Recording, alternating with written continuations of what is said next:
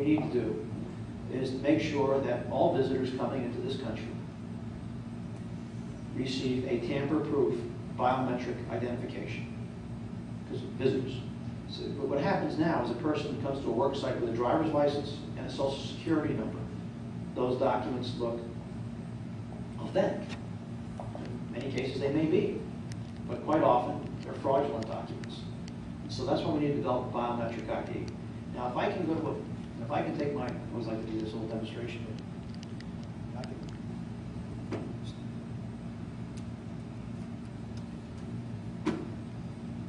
I can take a card like this. I can go to a machine.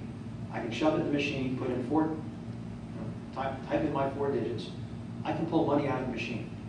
No person involved with the transaction, right? You probably all do it too. It's safe and secure. I can take this card. I go to a foreign country and do the same thing. It's quite remarkable. By the same token, if somebody is going to try to come to this country to work or for whatever purposes, we have at least 70 different visa categories out there. You know, you student visas, work visas, you know, high skill, low skill, you name it. We have them, you know, for ministers, we have religious visas, we have all kinds of visas out there.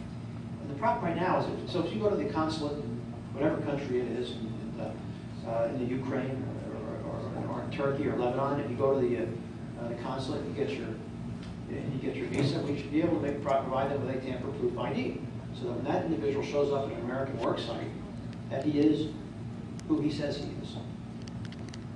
That will do more. And certainly then you crack down on employers who willfully violate the law. If they are willfully hiring people in this country who are illegal, you have to crack down on them. But until we fix the E-Verify, we have a program called E-Verify.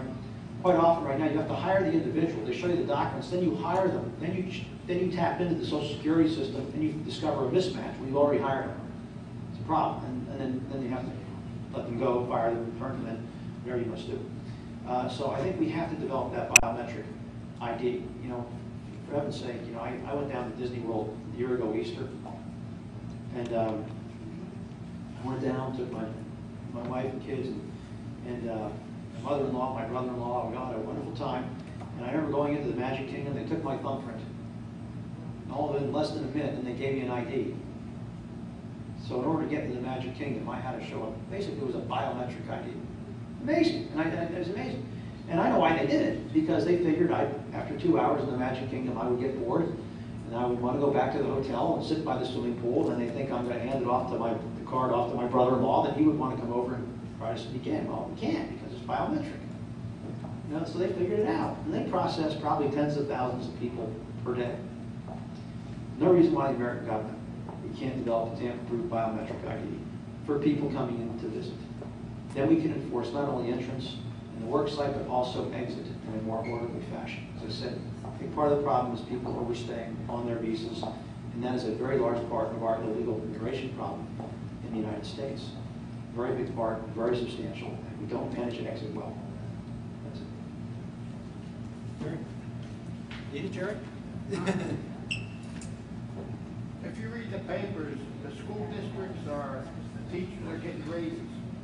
Then when they get the raises, the property tax goes up. And then when the property tax goes up, where are the seniors gonna get the money from when they don't get any Social Security raise? And I have a second question, what are they doing to get the hikers out of the rent? Well, a couple of issues. First, on the school district issue, you got the raises and pensions. I mean, basically, teacher contracts are negotiated at the local level. The state and local governments have the state government has a greater influence over basic education policy than does Washington. We have an impact as it relates to particularly special ed.